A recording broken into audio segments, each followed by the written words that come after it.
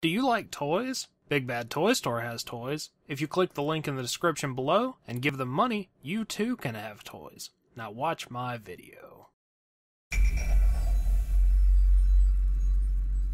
Hello and welcome to VR Reviews. Today we'll be reviewing the Jurassic World battle-damaged Pachycephalosaurus.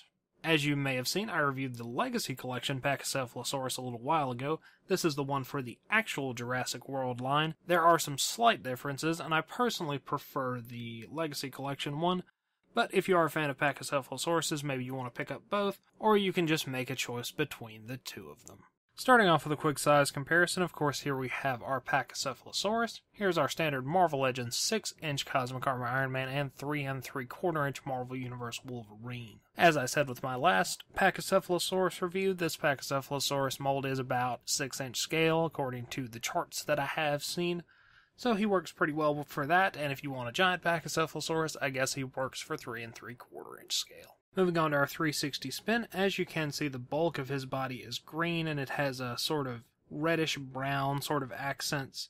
And sculpting-wise, there's a decent bit of scale detail, and all of his claws and everything are sculpted, but there's not too much actual paintwork on anything. So he could probably be improved with a different paint job, and probably a different color scheme entirely, because honestly, I'm not fond of the color scheme, just in terms of my own personal taste. Maybe you like it, I don't know. Head sculpt-wise, the actual sculpt is pretty nice. It's got all the little horn details and the beak, mouth, and everything. It's the same sort of reddish-brown for most of the head, and then it's got some darker brown around the eyes. Yellow eyes that are painted pretty decently. And then the top of his skull has got sort of a white little finish to it, but you can still see some flecks of orange through that. Overall, if you like the color scheme of the rest of the body, the head matches it, so that's good, and the actual sculpt work on it is also fine. Articulation-wise, the head hinges up and down and rotates. The arms move forward and back, hinge in and out, and the hips move forward and back. So not a lot of articulation, but you can vary the pose slightly. And of course you have his battle damage action feature, which is basically this little piece of skin that flips back and reveals some meat, gory kind of stuff.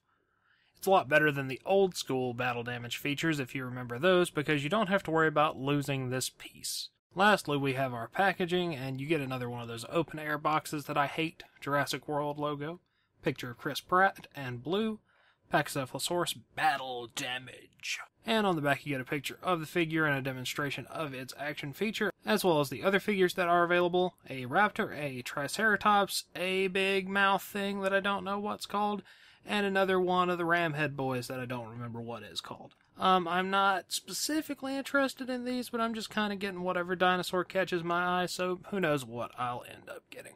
As usual, I'm not massively fond of these kinds of boxes, but they do work for in or out of package display.